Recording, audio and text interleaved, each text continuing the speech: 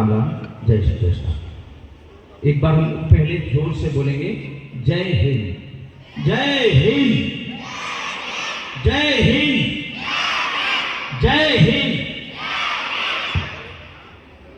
अच्छा बच्चों, एक बात बताओ, जब भी जैसे हम राष्ट्रगीत गाते हैं, ध्वज को चढ़ाते हैं, तो अपने आप रोंगटे खड़े होते हैं कि नहीं होते? आप लोगों के होते कि नहीं होते? डू यू गेट गूज़बम्प्स और नॉट? हाँ या ना? आज हमारे स्वतंत्रता दिवस के 79 वर्ष पूर्ण होने जा रहे हैं। और जब हमारे 79 वर्ष पूर्ण होने जा रहे हैं, तो भारतवर्ष किस सन में आजाद हुआ था? 1947 में।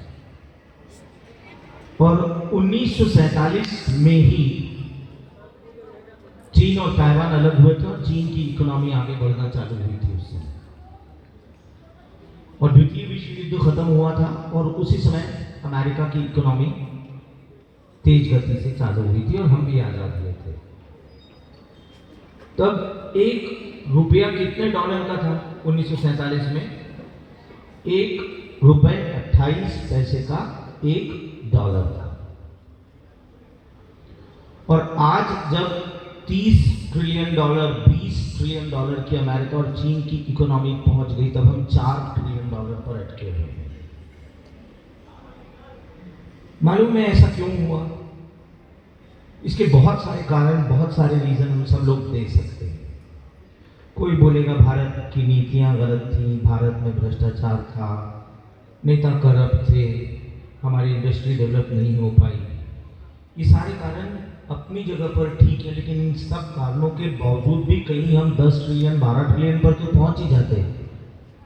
लेकिन क्यों नहीं पहुंच पाए? भारत अकेला ऐसा देश है जिसने 1947 के बाद से 5 युद्ध अपनी धरती पर लड़े। 1947 में आजाद हुए थे, पाकिस्तान ने हमला कर दिया हम पर। थोड़ा हम ठीक ठाक होना चालू हुए थे कि 1962 में चीन ने हम पर हमला कर दिया। थोड़ा उभरे, 65 में वापस पाकिस्तान से युद्ध हुआ। फिर ठीक ठाक थोड़ी इकोनॉमी हो रही थी, 71 का युद्ध हो गया और 71 के युद्ध ने हमें जीत भले ही दिलाई, लेकिन हमारी इकोनॉमी को बहुत ज्यादा धक्का पहुंचाया। क्योंकि बांग्लादेश के शरणार्थी भारत आए, उन सबका भरण पोषण और युद्ध की कीमत ये सब हमें चुकानी पड़ी। फिर कारगिल हो गया। तो आपको मालूम है, एक एक दिन जो युद्ध का होता है उसमें अरबों खरबों रुपए खर्चा होते हैं, और हमने 5 युद्ध लड़े। ये बहुत बड़ा कारण है कि भारत इकोनॉमिकली वहां नहीं है जहां होना चाहिए था। दुनिया के किसी देश ने 5 युद्ध अपनी धरती पर नहीं लड़े। और इसलिए जब इस बार ऑपरेशन सिंदूर हुआ, आपने सबने सुना है ऑपरेशन सिंदूर का नाम? तो हम सब लोगों के मन में एक भावना थी कि पूरा युद्ध लड़ लिया जाए पाकिस्तान से और इसे नष्ट कर दिया जाए।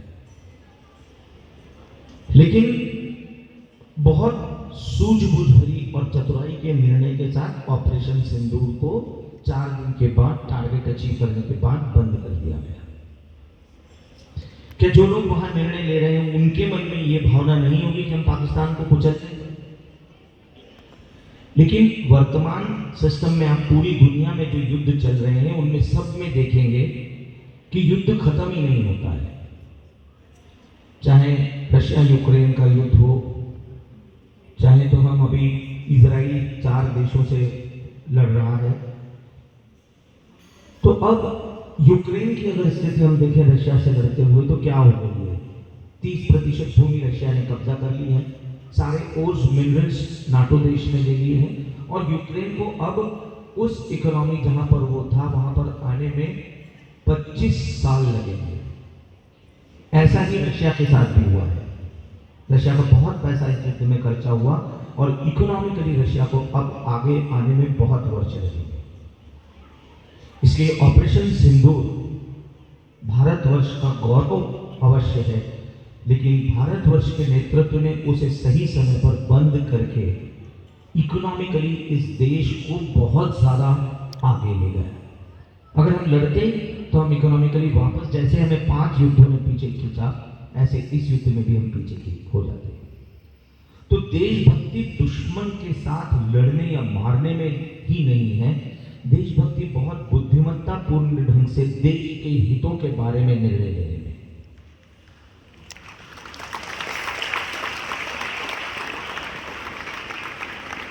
इसलिए मेरा टीचर्स, हमारे अध्यापकों और बच्चों से भी अनुरोध है कि जब भी कभी ये बात होगी ऑपरेशन सिंदूर, तो वो था जब हम पीएओ के ले लेते, पाकिस्तान को नष्ट कर देते, लेकिन ये सब किस कीमत पर होता है ये बच्चों को भी समझना चाहिए और हमारे फैकल्टी मेंबर्स को समझना चाहिए और समाज में संदेश देना चाहिए कि युद्ध न लड़कर भारतवर्ष ने कितनी होशियारी का काम करा। और एक और बात हमारे सेना की शौर्य की मैं आपके सामने करना चाहूंगा। हमारे पास रशिया का S-4 डिफेंस सिस्टम है, मालूम है ना बच्चों? हमारे पास मिसाइल डिफेंस सिस्टम रशिया का है S-4, लेकिन रशिया अपने ऊपर हुए ड्रोन हमलों को रोक नहीं पाया और हमने अपने ऊपर होने वाले एक भी ड्रोन और मिसाइल हमले को भारतवर्ष की धरती पर नहीं आने दिया। जानते हैं क्यों? और केवल S-4 नहीं, हमारी खुद की स्वनिर्मित, क्योंकि S-4 डिफेंस सिस्टम बहुत महंगा पड़ता है, लेकिन हमारी खुद की स्वनिर्मित डिफेंस सिस्टम है जिसका नाम है आकाश। तो आकाश अधिकांश जो ड्रोन नष्ट करे वो आकाश में नष्ट करे, जिसकी कीमत लगभग ड्रोन के बराबर पड़ती है, थोड़ी ही ज्यादा पड़ती है। लेकिन जब हम S-4 डिफेंस सिस्टम यूज करते हैं तो उसकी कीमत बहुत ज्यादा है। उसका उपयोग हमने पता है कहाँ करा? हमने उनके F-16 जो फाइटर जेट्स हैं पाकिस्तान में जाकर 6 F-16 हमारी S-4 सिस्टम में गिराए। तो रशिया जो अपने सिस्टम से अपने देश में काम नहीं कर पाया, हमारे देश के वीर सैनिकों ने अपनी बुद्धिमानी से भारतवर्ष में कर दिखाया। तो एक बार जोरदार तालियां भारतवर्ष के उन वीर सैनिकों के लिए। और दरअसल हमने बच्चों के साथ आज जो हमारे देश के परमवीर चक्र विजेताओं का जो सम्मान रखा, वो भी इसलिए कि बच्चों के मन में देश के लिए कुर्बान हो जाने वाले या देश के लिए बहुत बहादुर सिपाही जो रहे, उनके प्रति बच्चों के मन में एक बहुत आदर और सम्मान है। और भारत ऐसा विविधताओं का देश है जिसमें इन परमवीर चक्र विजेताओं में कोई हिंदू होगा, कोई मुस्लिम होगा, कोई सिख होगा, कोई ईसाई होगा, लेकिन जब देश पर बलिदान की बारी आती है तो हमारा देश का कोई भी नागरिक धर्म को नहीं देखता है, सिर्फ राष्ट्र को देखता है। हमेशा एक बात बच्चों याद रखो जीवन में, राष्ट्र प्रथम। हमारा देश और इस देश की मिट्टी, हमारे देश हमारे लिए सर्वप्रथम पूजनीय है, वंदनीय है, बाकी सब कुछ उसके बाद है। अगर हम इस भावना के साथ, जैसे मैं उस दिन भी बोल रहा था कि ये स्कूल, ये बस, ये ट्रेन, यहाँ ये स्पीकर्स, ये हारमोनियम, ये किसका है? ये किसी व्यक्ति का नहीं है, ये मेरा नहीं है, ये स्कूल मेरा नहीं है, ये स्कूल आपका नहीं है। ये स्कूल किसका है? उस दिन भी मैंने बोला था, किसका है? जोर से बच्चे बोलेंगे, ये स्कूल, ये स्पीकर, ये बस, ये ट्रेन किसके हैं? ये भारतवर्ष के हैं। और जब हमारे मन में ये भावना आएगी तब हमारे मन में देश के लिए श्रद्धा और भाव पैदा होगा। और यही कारण है कि हम 15 अगस्त हर वर्ष इसी श्रद्धा और इसी भाव के साथ मनाते हैं। एक बार जोर से सब लोग बोलेंगे, जय हिंद, जय हिंद, जय हिंद, जय हिंद। जोर से जय हिंद, जय हिंद। आप सभी को स्वतंत्रता दिवस की बहुत सारी शुभकामनाएं। लेकिन बच्चों की उपस्थिति देखकर मन में वास्तव में दुख होता है। ये एक ऐसा त्योहार है जो दीपावली, दशहरा, राखी किसी भी चीज से बढ़कर है, ये हमारा राष्ट्रीय त्योहार है। जो बच्चों आप लोग यहाँ पर आए हो, आपके माता पिता को धन्यवाद कि उन्होंने इस चीज़ को समझा, आप लोगों ने इस चीज़ को समझा। ये छुट्टी का दिन नहीं है, हमें जिस भी तरीके से सेलिब्रेट करना है स्कूल में करना है, और जिस तरीके से हम करते हैं ये एक आवश्यक अंग है। इसमें इस दिन उपस्थिति अनिवार्य होना चाहिए। मुझे लगता है अगले साल से कुछ पनिशमेंट देनी पड़ेगी जो बच्चे नहीं आ रहे हैं, या तो उनके 10% मार्क्स सीधे काटे जाएं, या 10% या 10 नंबर 100% काटना चाहिए, ताकि उन्हें समझ में आए कि आज का दिन ऐसे ही नहीं मिला है। आज आप देखो सारी दुनिया में लड़ाई चल रही है, सारे सब बच्चे बहुत सारे स्कूल जाना चाहते होंगे पर युद्ध के कारण बंद हैं, कुछ स्कूल बंद हैं, कुछ बच्चे घर में बंद हैं। हम भाग्यशाली, हम भारतवर्ष के निवासी हैं, हम सुरक्षित हैं, हमारा नेतृत्व तो बहुत अच्छा है, हम संगठित हैं, और संगठित हैं इसलिए सुरक्षित है। लेकिन ये स्वतंत्रता यूं ही हासिल नहीं हुई, इसके पीछे बहुत सारे लोगों की जानों की कुर्बानी हुई है। बहुत सारी हमारे जो पूर्वज थे, उन्होंने अपने जान की परवाह नहीं करते हुए सिर्फ इसलिए कि हमारे बच्चे एक अच्छा भविष्य देखें, तुम्हारे लिए, तुमको जानते भी नहीं थे, फिर भी उन्होंने अपनी जान की कुर्बानी इसलिए दी कि मेरे भारतवर्ष में बच्चे सुकून से जी सके। तो उन लोगों के प्रति आभारी होना, अपनी कृतज्ञता व्यक्त करना, और जैसा कि सर ने कहा है, कोई भी काम जब भी आप करते हो, राष्ट्र प्रथम, सिर्फ एक भावना। आप स्कूल में पढ़ाते हो राष्ट्र प्रथम, आप घर में जाते हो, सब चीज जो भी आप करते हो, आपकी प्रायोरिटी आपका देश होना चाहिए, तभी हमारा देश एक उन्नत राष्ट्र बन पाएगा।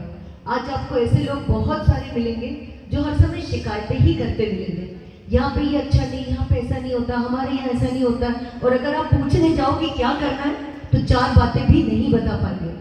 अगर परिवर्तन चाहिए, बोलना सीखो, बात करना सीखो और बताना सीखो कि आपको क्या अच्छा चाहिए और आप क्या अच्छा करना चाहते हो। चाहे आपका घर हो, आपका स्कूल हो, आपके थॉट बहुत क्लियर होना चाहिए। जिस जगह पर कार्य करते हो उसके प्रति पूरी तरह से समर्पित रहो, अपने राष्ट्र के प्रति समर्पित रहो, और अगर कोई परिवर्तन चाहते हो तो उसे बोलने की शक्ति, क्षमता आपके अंदर होना चाहिए, ना कि सिर्फ मन में बोलते रहना कि यहाँ ये अच्छा नहीं है। परिवर्तन हम ही लोग करते हैं, चेंज हम ही करेंगे, हमारे देश को आगे भी हम ही ले जाएंगे, और अच्छे विचार भी हमारे ही होंगे, और उसका क्रियान्वयन भी हमें ही करना है। जो भी काम करें इस भावना से करें, राष्ट्र प्रथम। हम बड़े होकर, आपका भी सर्वप्रथम कर्तव्य है अच्छी पढ़ाई करना और फिजिकल डेवलपमेंट करना, ताकि अपने बॉडी को, अपने ब्रेन को इस लायक बना सकें कि आगे चलकर देश के कुछ काम आ सके। और जब भी आप बड़े हो, हमको ये बोलने में सब बहुत गर्व महसूस होना चाहिए हमारे स्कूल वालों को भी कि ये बच्चा हमारे स्कूल से निकला है, इसने हमारे देश के लिए ये करा है। आप कोई भी काम करते हो, वो कृषि का हो, वैज्ञानिक हो, डॉक्टर हो, इंजीनियर हो, टीचर हो, इस भाव से जब हम कार्य करेंगे कि इस कार्य से मेरे राष्ट्र में क्या उन्नति होगी, मैं बच्चों को क्या सीख दे रही हूँ। टीचर्स को ये होना चाहिए कि बच्चों को हम क्या भर रहे हैं, वो कितना देश प्रेम कर पाएंगे। हमारी छोटी छोटी चीज़ें बहुत सारी चलती रहती हैं, लेकिन आपके दिल में सिर्फ एक भाव होना चाहिए कि मैं बच्चों को कौन से भाव से बड़ा कर रही हूँ, उनमें राष्ट्र प्रेम की कितनी भावना भर रही हूँ, क्योंकि यही सबसे आवश्यक चीज़ है। आप सब अपने राष्ट्र के प्रति समर्पित हो सके। आपको बहुत सारा प्यार और बहुत सारा धन्यवाद कि आज आप हमारे साथ उपस्थित हुए। जय हिंद, जय भारत।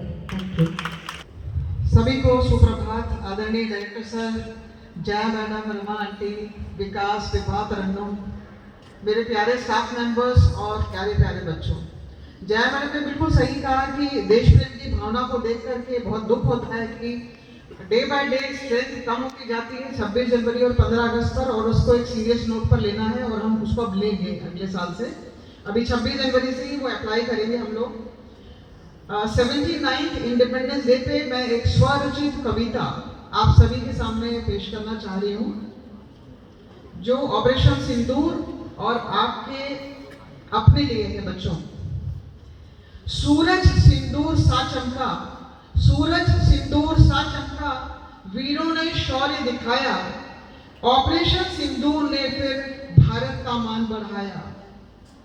15 अगस्त की भौर में आजादी का दीप जलाया, बलिदानों की गूंज से हमने हर दिल को जगमगाया। विद्यार्थी हो देश के प्रहरी, बेटा ये सब आपके लिए है, स्टूडेंट्स के लिए। विद्यार्थी हो देश के प्रहरी, तुमसे ही भारत का कल है। ज्ञान, समय और साधन का सही उपयोग ही संबल है। ज्ञान, समय और साधन का सही उपयोग ही संबल है। ना समय गवाओ व्यर्थ में, ना समय गवाओ व्यर्थ में, ना संसाधन को खोने दो। जो आप रिसोर्सेज को यूज करते हैं और उनको ढंग से यूज नहीं करके ये सोचते हैं कि तो स्कूल की प्रॉपर्टी है, जैसा आदरणीय डायरेक्टर सर ने बताया कि ये सब किसका है, ये सब राष्ट्र का है, उसी के संदर्भ में ये लिखा है मैंने। ना समय गवाओ व्यर्थ में, ना संसाधन को खोने दो, हर क्षण को सार्थक करके अपने सपने को होने दो। जैसे सैनिक सीमा पर हर बूंद, जैसे सैनिक सीमा पर हर बूंद का मूल्य समझे, वैसे ही तुम भी जीवन में हर अवसर को सहेज रचो। सिंदूर सी शपथ लेकर हम आगे बढ़ते जाए, सिंदूर सी शपथ लेकर हम आगे बढ़ते जाए, देश की शान बचाने को साधन सही दिशा में लाए, साधन सही दिशा में लाए। जय हिंद, जय भारत, भारत माता की। धन्यवाद। सम्माननीय मंच एवं हमारे छात्र छात्राओं, सभी विद्यार्थियों, अपना विद्यालय परिवार, सबको बहुत बहुत बधाई स्वतंत्रता दिवस की। आज स्वतंत्रता दिवस हम मना रहे हैं, लेकिन हम इसके बल पे मना रहे हैं, ये भी याद करने की बात है कि हमारे शहीद, जो वीर शहीद जो लोग हुए हैं, उनकी वजह से ही हमारा स्वतंत्रता दिवस कायम है। उन्होंने कुर्बानियाँ दी हैं और बहुत सारे लोग जो युवावस्था में थे, उन्होंने हमारे देश की आज़ादी के लिए लड़ाई लड़ी और अपने आप को कुर्बान किया। तो उन्हें हमें याद करना चाहिए कि उनकी इतनी बड़ी कुर्बानी जो है वो कभी भी भूलना नहीं चाहिए, और आगे भी हम स्वतंत्र रहें इसके लिए हमेशा प्रयत्नशील रहना चाहिए। अपने परिवार से, घर से, समाज से, सभी जगह हमको ये बात ध्यान रखना चाहिए कि हम किसी भी तरह से फिर परतंत्र न हों। इतनी शक्ति, इतनी अपनी कहना चाहिए मनोकामना अपनी होना चाहिए कि हम आज़ाद हैं और हमेशा आज़ाद रहेंगे। आज़ाद का मतलब ये नहीं है कि स्वच्छंदता, मनमानी करेंगे, ऐसा नहीं। स्वतंत्रता से जीवन जिए, समाज में, घर में, विद्यालय में, परिवार में, जहाँ भी रहें वहाँ नियमों का पालन करें। स्वतंत्रता में नियम रहते हैं, स्वच्छंदता में मनमानी होती है। तो मनमानी नहीं करना है, हमको स्वतंत्रता से अपनी पढ़ाई करना है और हमारे देश के लिए हमको योगदान देना है, सहयोग करना है, ताकि हमारा देश हमेशा स्वतंत्र रहे और पूरे वर्ल्ड में, पूरे संसार में हमारे देश का नाम हो, हमारे जो नागरिक हैं उनका सम्मान हो, ये हमेशा ख्याल रखना चाहिए। तो राष्ट्र प्रथम है, ये आपको बताया डायरेक्टर साहब ने। सभी का यही कहना है कि राष्ट्र प्रथम है। हम उसके बिना, हम तो एक इकाई है उसकी, हम उसके बिना हमारा कोई अस्तित्व नहीं है। यदि राष्ट्र शक्तिशाली है, स्वतंत्र है, तो ही हम आज़ादी से अपना जीवन सुख में जी सकते हैं। तो इसका प्रयत्न हमेशा करना चाहिए। अब एक छोटी सी कविता आपको सुना रही हूँ। यह भारतवर्ष हमारा है, यह भारतवर्ष हमारा है, हमको प्राणों से प्यारा है, हमको प्राणों से प्यारा है। यहाँ हिमालय खड़ा हुआ, संतरी सरीखा अड़ा हुआ, गंगा की निर्मल धारा है, यह भारतवर्ष हमारा है, हमको प्राणों से प्यारा है। क्या ये पहाड़ियाँ हैं न्यारी, क्या ये पहाड़ियाँ हैं न्यारी, जिसमें सुंदर झरने जारी, शोभा में सबसे न्यारा है, यह भारतवर्ष हमारा है, हमको प्राणों से प्यारा है हवा मनोहर डोल रही, है हवा मनोहर डोल रही, वन में है कोयल बोल रही, बहती सुगंध की धारा है, यह भारतवर्ष हमारा है, हमको प्राणों से प्यारा है। जन्मे थे यही राम सीता, जन्मे थे यही राम सीता, गूंजी थी यही मधुर गीता, यमुना का श्याम किनारा है, यह भारत वर्ष हमारा है, हमको प्राणों से प्यारा है। तन मन धन प्राण चढ़ाएंगे, तन मन धन प्राण चढ़ाएंगे, हम इसका मान बढ़ाएंगे, जग का सौभाग्य सितारा है, यह भारत वर्ष हमारा है, यह भारत वर्ष हमारा है, हमको प्राणों से प्यारा है, यह भारत वर्ष हमारा है, हमको प्राणों से प्यारा है। जय हिंद।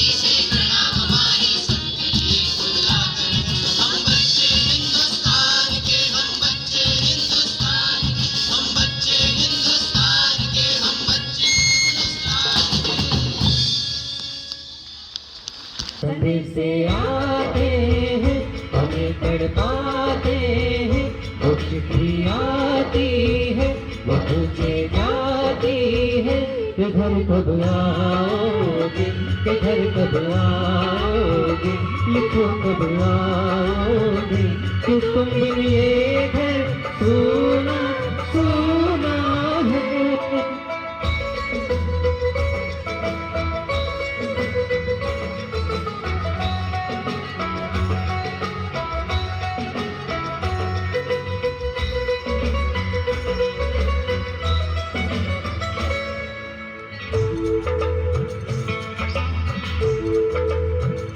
किसी दिल वाली ने, किसी मत वाली ने हमें खत लिखा है, ये हमसे पूछा है।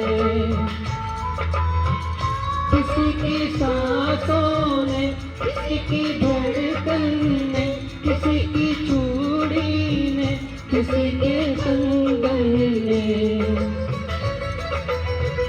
किसी के गजरे ने, किसी के गजरे ने, महकती सुबहों ने, बदलती शामों ने, अकेली रातों ने, अधूरी बातों ने, तरसती बाहों ने, और पूछा है तरसी निगाहों ने, कि घर कब आओगे, कि घर कब आओगे, लिखो कब आओगे, कि तुम बिन ये दिल सुना सुना है।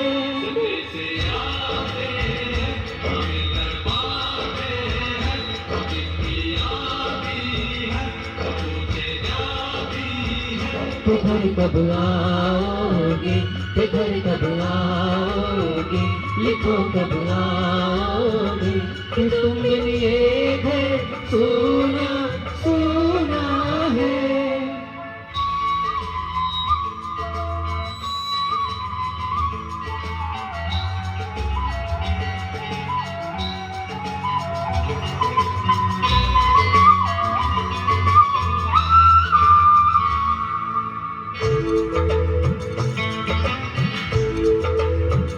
मोहब्बत वालों ने, हमारे यारों ने हमें ये लिखा है कि हमसे पूछा है। हमारे गाँव ने, आम की छाँव ने, पुराने पीपल ने, बरसते बादल ने, खेत खलियानों ने, हरे मैदानों ने, बसंती बेलों ने, झूमती बेलों ने, लचकते झूलों ने, बहकते फूलों ने, चटकती कलियों ने, और पूछा है गाँव की गलियों ने, कि घर कब आओगे, कि घर कब आओगे, लिखो कब आओगे, कि तुम बिन गाँव सुना सुना है। आते हैं हमें तड़पाते हैं, उनकी आते हैं तो पूछे जाते हैं। कि घर कब आओगे, कि घर कब आओगे, लिखो कब आओगे, कि तुम बिन ये घर सुना सुना है। Thank you. कहते हैं कुछ लोग जिंदगी को सालों में नहीं पल पल में मापते हैं, और कुछ ऐसे पल जी जाते हैं जो आने वाली सदियों को प्रेरित कर जाते हैं। सुप्रभात डायरेक्टर्स, प्राचार्य महोदय, उप प्राचार्य महोदय, शिक्षकगण और मेरे प्यारे मित्रों, मैं अंकिता शर्मा कक्षा 12वीं कॉमर्स की छात्र हूँ, और आज मैं आप सबके समक्ष माननीय अरुण क्षेत्रपाल जी के बारे में बोलना चाहूँगी।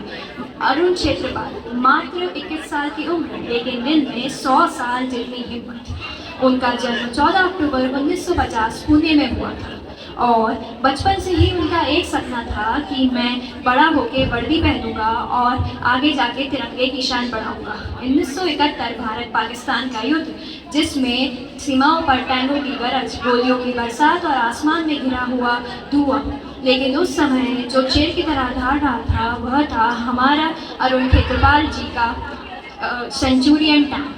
अंत में मैं ये कहना चाहूँगी कि वो मिट्टी का बेटा था, मिट्टी में मिल गया, लेकिन अपने शौर्य की गीत सदियों तक महका गया। धन्यवाद। जय हिंद। डायरेक्टर्स, प्राचार्य महोदया, उप प्राचार्य महोदय, माननीय शिक्षकगण और मेरे प्यारे साथियों, आज मैं धृति शर्मा कक्षा 12वीं ह्यूमैनिटीज की छात्रा आपके समक्ष एक भारतीय वीर की गाथा सुनाने जा रही हूँ। 6 दुश्मनों से जो भिड़ गया अकेला, 6 दुश्मनों से जो भिड़ गया अकेला, हौसला उसका था सबसे निराला। गोली बम बादल सब चीर गया, कि गोली बम बादल सब चीर गया, भारतीय माँ के लिए सब वीर गया, भारत माँ के लिए सब वीर गया।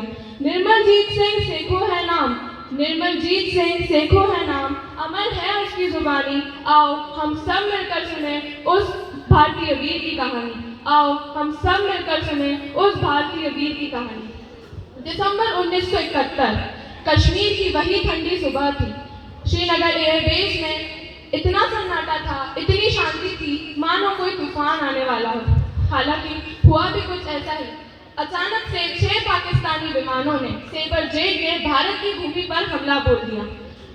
उस समय उनका इरादा केवल एक ही था, भारतीय एयरबेस को नष्ट कर देना।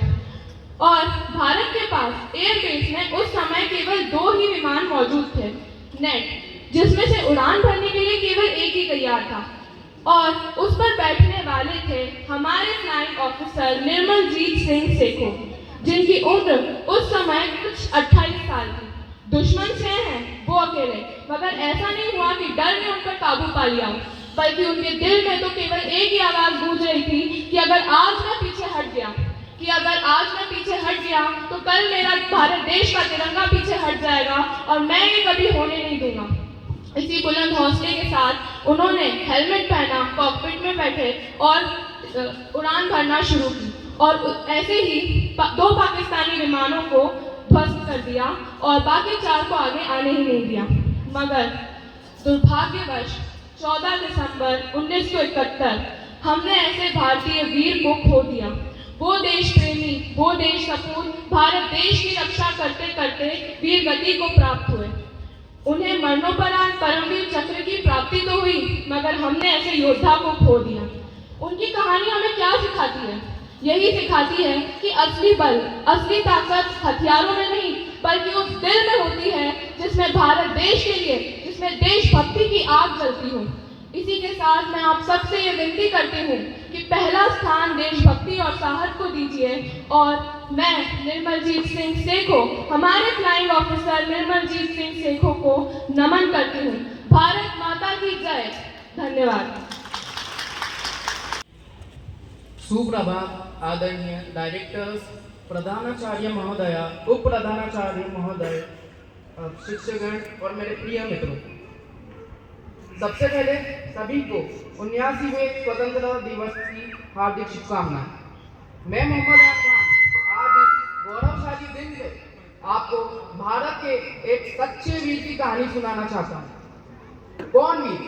हमारे देश में तो कई वीर जन्मे हैं जिन्होंने विश्व भर में हमारे देश का नाम रोशन किया है, पर आज मैं उस वीर की बात करने जा रहा हूँ जो कभी किसी जंग में पीछे ना हटा, जो वो वीर जो भारत के महानतम सैनिकों में से एक है, वो वीर जिसका नाम लांस नायक करम सिंह है। लांस नायक करम सिंह का जन्म 15 सितंबर 1915 को पंजाब के एक छोटे से गांव बरनाला में हुआ। वे बचपन से ही सेना की वर्दी पहनना चाहते थे और देश की रक्षा करना चाहते थे। उनकी इसी साहस और लगन से वो कम आयु में ही भारतीय सेना में दाखिल हुए। उन्हें हम आज 1947-48 में हुए भारत पाकिस्तान युद्ध, खासकर तितवार की लड़ाई के लिए जानते हैं। वह कड़ाके की ठंड का समय था, दुश्मन बड़ी संख्या में हमला कर रहे थे और भारत की चौकी पर कब्जा करना चाहते। ध्यान दीजिए इस जगह, यहाँ गौर करने की बात है। दुश्मन बड़ी संख्या में हमला कर रहे हैं, ठंड का समय है, सैनिक घायल पड़े हैं, कुछ सैनिक शहीद हो चुके हैं, फिर भी लांस नायक करम सिंह पीछे ना हटे। वे एक बंकर से दूसरे बंकर जाते, अपने साथियों का हौसला बढ़ाते और जंग जारी रखते। उनके इसी साहस, और नेतृत्व से भारतीय सेना अपना पद बचाने में कामयाब रही। उनके इस अद्वितीय साहस के लिए उन्हें भारत का सर्वोच्च सैन्य पुरस्कार परमवीर चक्र दिया गया, जिससे वह भारत के महानतम सैनिकों में से एक बन गए। सेना में वर्षों तक सेवा करने के बाद वह अपने गांव लौटे और सादा विनम्र जीवन जीने लगे। 20 जनवरी 1993 को 77 साल की उम्र में उनका निधन हो गया। भले ही आज वो हमारे बीच नहीं है, पर उनका नाम आज भी भारतीय सेना के इतिहास में स्वर्ण शब्दों से उनकी कहानी आज भी हर भारतीय सैनिक को प्रेरित करती है। उनकी कहानी हमें यह सिखाती है कि सच्चा देशभक्त वही है जो खुद से पहले देश को रखे, और साहस मतलब डरना होना नहीं, बल्कि उससे उठकर देश के लिए कुछ करना है। जय हिंद, जय भारत। धन्यवाद। Good morning to one and all present here.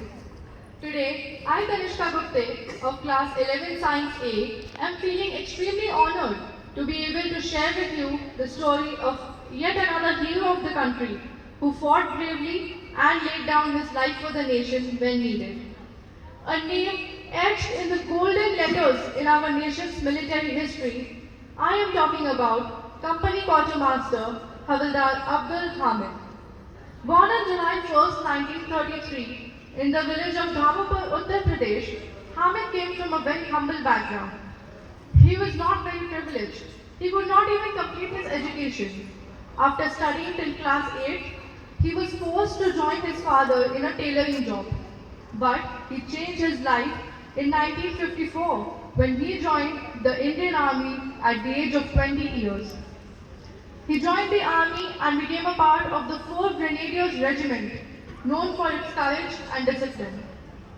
But it was during the 1965 infamous Indo-Pakistan War when Hamid's bravery had shone like a beacon. The enemy had launched a massive attack. They had launched an attack with powerful American-made Patton tanks, and most of the soldiers were overwhelmed by this. But you know who was it? Abdul Hamid. Armed with just a jeep-mounted recoil gun, he destroyed not one, not two, but 7 enemy tanks, tripling Pakistan's attack on India. But on September 10, 1965, while aiming at yet another tank, he met with the enemy's fire and had to make the ultimate and supreme sacrifice for his motherland. For his courage and devotion to duty, he had been awarded with the Paramveer Chakra, the highest wartime gallantry award of India post-amnesty. Hamid's life teaches us that true heroism is not just about the size of your weapon, but instead it is about the size of your courage. With this thought, let us now remember him not just as a soldier, but as a symbol of bravery, of sacrifice, and for the love for one's country. Jai Hind, thank you very much. साहस परम बलम. Courage is the greatest strength. Good morning, respected directors, principal ma'am, vice principal sir, teachers, and all my dear friends. Myself Sanjeevni Jadhav, student of 12th Commerce, and today I feel honored to speak about true son of India, Captain Vikram Batra, the hero of our Kargil war. Captain Vikram Batra, from his school days, was known for being courageous, fearless, and a very helpful person. Also, joining army at the age of 22 and his sacrifice for the motherland proved that real heroes are not shown in movies but are born in real lives. During 1999 Kargil war, Captain Batra led his team for the toughest battles fought by India. During 1999 Kargil war, Captain Batra led his team with toughest battles with enemy bullets flying around. He encouraged his soldiers with his strong faith, ye dil mange more, and his words were more of a promise that he would not stop until victory is ours. During the war, he saved fellow soldiers, returning, and on 7 July 1999, he led his life for nation. For his bravery, he was awarded with Paramveer Chakra on 15th August 1999 by President of India to his family members. But more than medals, he earned love, respect, and pride from of entire country. At end, I would like to end my speech with a strong phrase that every youth should look upon. ये दिन मांगे में. Thank you. जय हिंद, जय भारत. भरा नहीं है भावों से, बहती जिसमें रसधार नहीं, हृदय नहीं वो पत्थर है जिसमें स्वदेश का प्यार नहीं, हृदय नहीं वो पत्थर है जिसमें स्वदेश का प्यार नहीं. Honorable Chief Guest of the function, Venerable Directors, respected Principal and Vice Principal Sir, Coordinators, staff members and my loving students. Today we are proud of celebrating 79th Independence Day of Free India. First of all, I pay heartfelt homage to our freedom fighters who sacrificed their lives for our freedom. Secondly, I would like to recite the famous poem of Gurudev Rabindranath Tagore, which is from Gitanjali. Where the mind is without fear and head is held high, where knowledge is free, where words come out from the depth of truth, where the mind is led forward by thee into ever-winding thoughts and actions, into that heaven of freedom, my father led my country away. गुरुदेव ने अपने सपनों के भारत में एक ऐसे भारत की परिकल्पना की है जहाँ मन भय रहित है एवं मस्तक गर्वोन्नत थे, जहाँ ज्ञान मुक्त है, जहाँ शब्द सत्य की गहराई से आते हैं, जहाँ समाज संकीर्ण मानसिकताओं की दीवारों में बटा हुआ नहीं है, जहाँ अथक प्रयास पूर्णता की ओर बाहें फैलाता है, जहाँ तर्क की स्पष्ट एवं पवित्र धारा मनुष्य में अपना रास्ता नहीं खोती है, जहाँ हम अपने सकारात्मक कार्यों और विचारों से आगे बढ़ते हैं. यह अत्यंत हर्ष का विषय है कि आज हम गुरुदेव के सपनों के भारत को साकार होते हुए देख रहे हैं. आज हम ऐसे भारत के नागरिक हैं जो निर्भीक और गर्वन्वित होकर प्रगति के पथ पर अग्रसर हैं. हम संकीर्ण दीवारों की बेड़ियों से मुक्त होकर अपने रक्षा तंत्र को मजबूती से आगे बढ़ाते हैं. हमारी सेना ऑपरेशन सिंदूर के माध्यम से अपने अदम्य साहस और वीरता का परिचय दे रही है. हम शांति के साथ निरंतर चंद्रयान और मंगलयान मिशन के माध्यम से वैज्ञानिक प्रगति का आधार स्तंभ निर्मित कर रहे हैं. हमारी अर्थव्यवस्था आत्मनिर्भर और चौथे पायदान पर पहुंच चुकी है. विकासशील से विकसित अर्थव्यवस्था की ओर अग्रसर है. इस प्रकार हम हमारे प्यारे तिरंगे झंडे के तीनों रंगों जो शौर्य, शांति, समृद्धि और हरियाली का प्रतीक है को सार्थक कर रहे हैं और नीले चक्र की भांति निरंतर प्रगति के पथ पर अग्रसर है. अंत में मैं यही कहना चाहूंगी, आइए आज के इस पावन दिन पर संकल्प लें कि हम हमारे कर्तव्यों का ठीक प्रकार से निर्वहन करते हुए मिलकर हमारे शहीदों, राष्ट्र नायकों, करोड़ों देशवासियों के सपनों का समृद्ध, प्रगतिशील, सशक्त एवं सुदृढ़ भारत निर्माण करेंगे. जय हिंद, जय भारत. Thank you.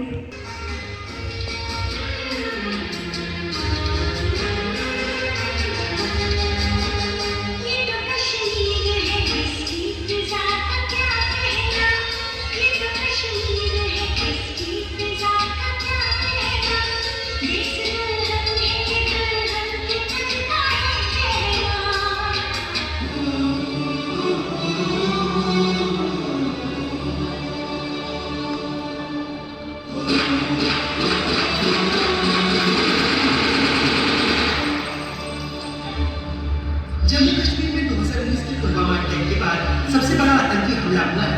पहलगाम की गैसेट वैली में हुए इस हमले में आतंकियों ने 26 बेकसूर लोगों को मारा, जबकि आतंकियों की इस कायराना घटना में 13 लोग जख्मी हुए.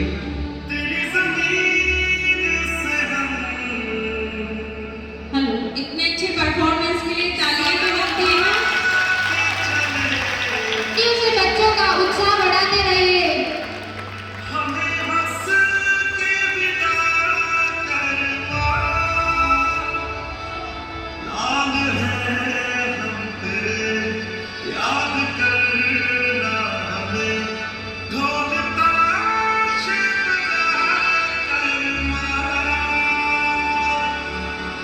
जम्मू कश्मीर के पहलगाम में हुए आतंकी हमले को लेकर देश भर में खूब गुस्से का माहौल बना हुआ है.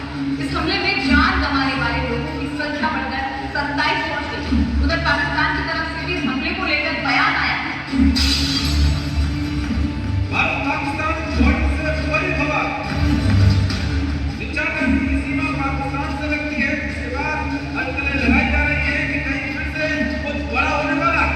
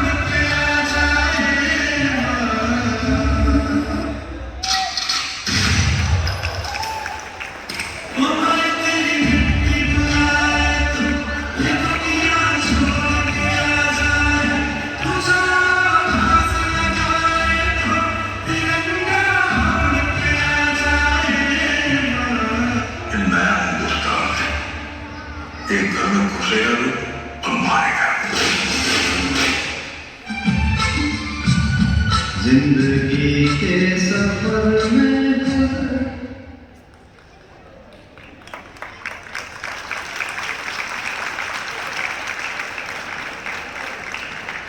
परमवीर चक्र के बारे में पिछले 2 दिन से हमारे यहाँ स्पीचेस चल रही हैं, जिसका उद्देश्य सिर्फ आपको ये जो परमवीर चक्र जिनको मरणोपरांत मिला है और जो अभी 3 लोग जीवित हैं उनके बारे में जानकारी देना था। और ये एक प्रतियोगिता नहीं, लेकिन आप ये मान के चलें कि इनके बारे में जानकारी देने का उद्देश्य था।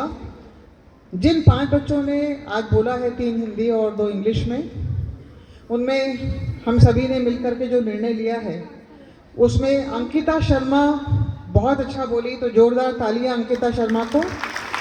उसको कैश प्राइज 500 रुपीज़ का मैडम की तरफ से दिया जा रहा है। और तनिष्का गुप्ते, इन दोनों बच्चों ने बहुत अच्छा बोला। दोनों बच्चों की रिक्वेस्ट है कि वो स्टेज पर आए। हेलो। भारत माता की, भारत माता की, भारत माता की, वंदे